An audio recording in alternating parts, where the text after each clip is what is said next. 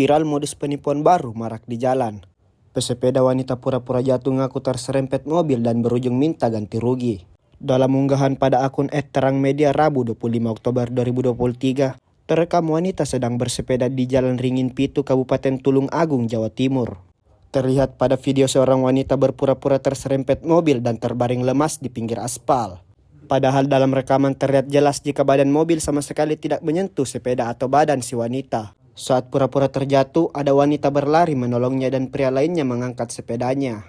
Videonya ramai beredar dan menuai beragam komentar warganet.